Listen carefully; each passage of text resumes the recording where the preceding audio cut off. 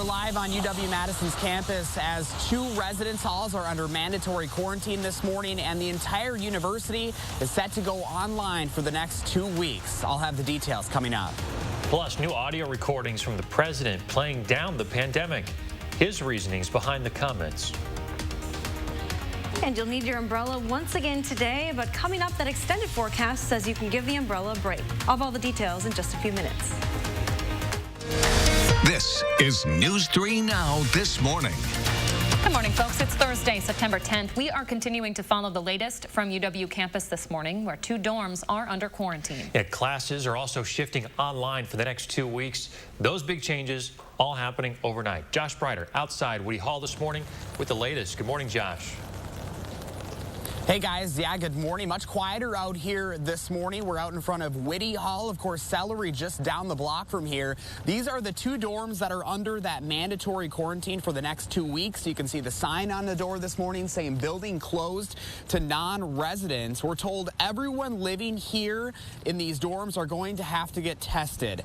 Take a look at the video from last night, though. A much different scene. That quarantine started at 10 o'clock. That news officially came from UW less than 2 hours before that. Students heard about it just a little earlier than that, either from their RAs or word of mouth. Still, that left them with only hours to prepare to remain inside for 2 weeks, creating a scene of confusion and a run to stock up on groceries. Sort of surreal right now. I mean, it's kind of like the panic stage that happened back in March where everyone's stocking up, but for us it's a little bit different because we're here at a dorm and we don't exactly have the facilities to go out and get stuff. We're told students will not be fully dependent on groceries. In an email obtained by News 3 Now this morning, University Housing says food will be delivered daily. Students won't have to pay for the food, but they won't be able to pick the kind of food they get. 3 meals, breakfast, lunch, and dinner, will be delivered during certain time frames, and students with special dietary needs will have to work with a campus dietitian. Back out here live this morning, once again, much quieter. We have not seen any movement, though it is still quite early here on a college campus. We're going to be out here tracking any new developments as they come in throughout the day. Guys. Josh Breiter reporting live for us this morning. Thank you, Josh. You know, the university stresses that students are not being asked to move out of the residence halls. In an exclusive interview you'll find only on News 3 Now, our Eric Franke was able to talk with a student living in one of the quarantine dorms last night. He tells us for him, going home isn't an option. Well, first off, I don't feel comfortable taking a plane like this not knowing what I'm taking. I really don't want to endanger the general public. And the second thing is that I don't want to bring it home to my loved ones. I've tested negative twice for COVID-19, but it's just out of my own personal comfort level. I would rather stay in the dorm than bring it home to my family. I think that's what they want you to do. So that's Zach Sherman. He's a freshman moving to Madison just about 2 weeks ago from Connecticut. Sherman says he does know some people on campus who have tested positive and are living in isolation dorms or hotels. But even with new plans from UW, he says the future of his semester still seems uncertain. Yeah, so along with dorm quarantine, in-person classes are going on hold for at least the next 14 days. All in-person undergrad classes and professional courses have been paused until at least the 25th. Those classes are canceled for the rest of the week. They're going to resume Monday virtually. Classes that have already been happening online will continue as scheduled. The university says its contact tracing hasn't found any cases connected to in-person learning. In southwestern Wisconsin, students at UW-Platteville could face punishment, even suspension, if they're caught not socially distancing. Currently, 35 students have tested positive for COVID-19. University officials say once they learned of plans for an off-campus party circulating online last week, they had to take action. The university says students caught partying or not obeying social distancing rules will be referred to the Dean of Students. Yeah, we'll get back to our university system coverage coming up here in a minute. Also, the Albany School District in Greene County is going to be switching to all virtual learning after a staff member tested positive for coronavirus. The superintendent says the change will go through September 8th in order for the staff to do contact tracing. Full virtual instruction could be extended after that point. Officials say there is no COVID-19 outbreak at the school. Wisconsin health officials have confirmed 14 more deaths as a result of COVID in the last day. There are 924 new cases this morning, bringing the all-time state total to more than 83,000. 8,100 cases remain active. That's just under 10% of all positive tests. Testing is up statewide. Meanwhile, the Department of Health Services said nearly 8,900 people were tested in the past day. That's more than double from Monday. Of those results, the positive percentage of new tests dropped by almost 8 percentage points to 9.7. The 7-day rolling average, just under 12%. We're learning more about a possible side effect that forced a COVID-19 vaccine trial at UW to go on hold. A serious spinal cord problem in a vaccine candidate is putting AstraZeneca's vaccine trial on pause for a second time. An investigation into whether it was the vaccine or something else that caused the health issue in the patient is currently ongoing. UW Health started trials for that vaccine less than a week ago. It's not clear at this point if or when they'll resume. UW Health is making plans to expand its diversity team to better support the community. It says while health inequities are not new to our society, COVID-19 has affected people of color disproportionately at every level.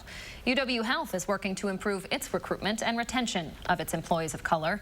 They're also teaming up with organizations in the community to make a difference outside the hospital, such as initiatives around reducing low birth weight for babies born to Black women in Dane County, or initiatives around making sure that communities have access to resources such as resources to pay rent or have access to food for food insecurity.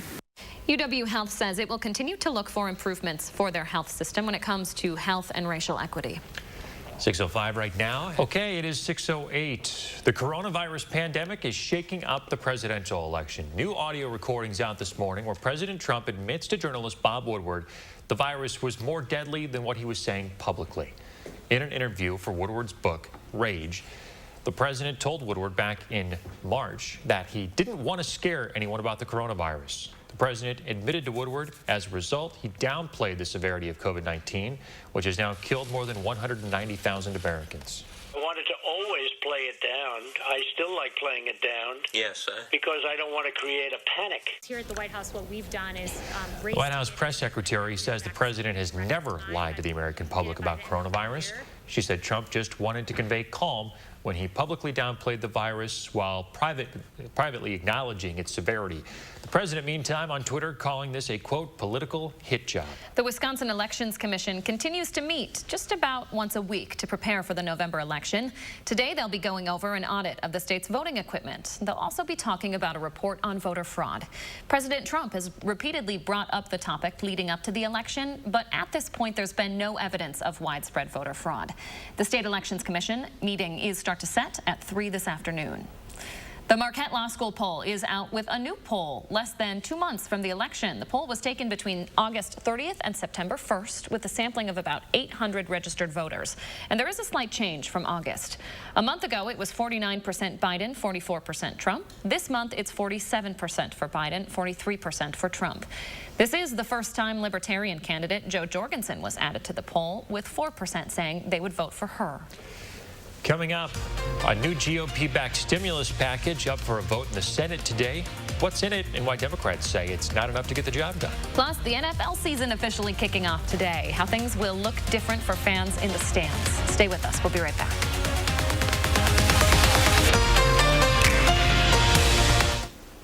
More people are buying e-cigarettes. A new report Wednesday says e-cigarette sales jumped nearly 300% between November 2016 and August 2019. CDC researchers also found a significant increase in the sale of disposable e-cigarettes right after that time. Health advocates say since President Trump's flavor ban in February, more young people have moved to exempted products like disposable vapes. The FDA issued warnings to disposable e-cig companies Wednesday about their practices. During the pandemic, Americans are using less power. Power consumption is down by more than 2%. The U.S. Energy Information Administration says that's largely because of businesses that have shut down. Reuters reports those declines follow an almost 3% drop from last year due to mild weather.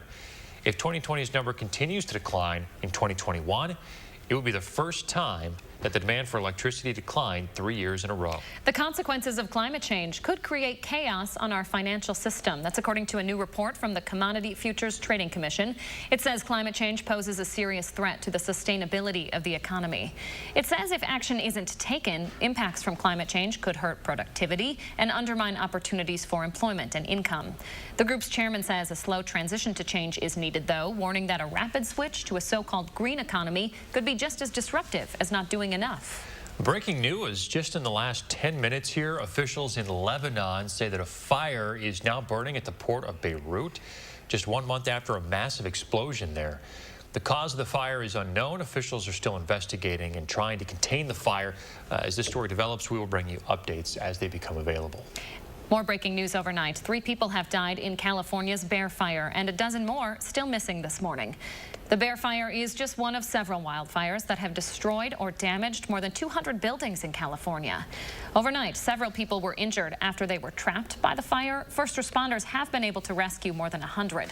The National Forest Service estimates the Bear Fire has now burned through more than 97,000 acres in just a single day. That adds to the millions of acres burned in California, Washington, Colorado, and other western states in recent weeks. Hey. The U.S. plans to stop enhanced COVID-19 screenings of international passengers. The country has been checking people arriving from hotspot countries at 15 airports since February. Reuters reports that process will come to an end as early as next Monday. Documents obtained by Reuters say the CDC is shifting its attention away from travel-related spread to prioritize other public health needs. Data from the CDC shows that more than 675,000 passengers were screened and fewer than 15 were identified to have COVID-19. The CDC did not respond to requests for comment on the policy change. On Capitol Hill, the Senate is expected to take up a new COVID-19 stimulus bill today. It's not expected to go far, though. Democrats are concerned the bill doesn't do enough. The so-called skinny bill from Senate Republicans calls for $300 a week in enhanced jobless benefits, extends that Paycheck Protection Program, and provides $105 billion in education funds. The nearly $500 billion bill does not include stimulus checks or additional state aid. The GOP measure needs 60 votes to move past a Democratic filibuster. Amazon is looking to hire thousands of new employees this fall. Amazon says it's hiring 33,000 new employees in all. Most of those job openings are for corporate and tech positions. The average pay, $150,000 a year. Amazon says it will take applications during a Career Day event on September 16th. The company will also provide 20,000 free career coaching sessions. The Brewers have the day off today after a pretty impressive offensive showing yesterday. They scored 19 runs against the Detroit Tigers, winning 19-0. They also set a team record for extra base hits, hitting a combined 13 doubles and home runs. The pitching was almost as good, allowing only 2 hits from the Tigers all game. They had the day off before starting a series with the Cubs tomorrow. Now, 19 runs, impressive, of course, but the Brewers were outdone by the Atlanta Braves last night. They scored a National League record 29 runs in a 29-9 win over Miami. They hit 7 home runs in the game. This is the most runs in a major league game since the Texas Rangers set the AL record with 30 back in 2007. Very impressive. Wish the Brewers could have stashed some of those runs away and used those for later games. Is that how that works? So, hey, NFL is back tonight. It's the opener. Texans at Arrowhead in Kansas City to take on the Super Bowl champion Chiefs. A live look at Arrowhead this morning. Houston Texans in town for what's going to be an unusual start to the season. This game is going to be played with fans. They're letting about 16,000 in. They're going to have to be socially distanced. They'll have to wear masks. The Packers open up their season on Sunday at noon in Minnesota with no fans. Now, Arrowhead in Kansas City, they are going to have fans out tailgating. You have to have a ticket to be able to tailgate. And I was checking online this morning. There are plenty of tickets still available for the opener tonight. I want to be optimistic. I am going to hope that this goes well. I think it is possible it will go well. I'm with you. I am holding my breath like a lot of people because eventually we want to get back to regular, right? We want to get back to normal. We want to see stadiums again. We want to see our teams in person. And they're kind of testing things out. They're kind of the guinea pigs here to allow 16,000 people into a stadium like this. People will be responsible. They'll wear masks. They'll behave. And then we'll get to go up to Lambeau Field. Things will be back to normal. Man, I hope so. Hot take there. All right, 6:21 now. Still ahead for us this morning. The Fresh Prince getting a fresh look. We'll tell you about the new version of Will Smith's sitcom that's going to be streaming soon. And we're live on UW-Madison's campus this morning as 2 dorms are under mandatory quarantine and the entire university is set to go virtual for at least the next 2 weeks. Stay with us. You're watching News for Now this morning. We thank you for that, and we'll be right back. This morning, a new take on a classic sitcom heading soon to streaming. Check this out. You're going to Bel Air to live with your uncle and your auntie. Bel Air, out of all places. This is a second chance, Will. Don't waste it. Wow, so this is Bel Air. It's a short film and a dramatic take on the original Fresh Prince of Bel Air. It picked up some attention online, and now Will Smith, the star of the original show, is signing on to executive produce 2 seasons. They're turning it into a series. Morgan Cooper, the video's creator, will work as Bel Air's director, co-writer, and co-executive producer.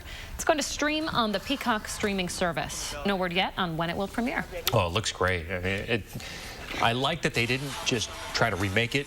Yeah, and that it's a totally different spin on this situation. It looks great. I would love to check this out. Now, how come I remember every lyric to that Fresh Prince theme song, but I can't remember. This is a story all about how.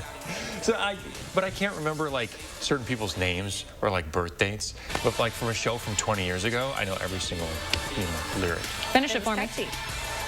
I wish we had the time. We're running out of time. Oh, the producer is saying we're out of time. Okay, we'll get to it in the commercial break ads. Don't worry, we'll hold them accountable. That's right. Next time.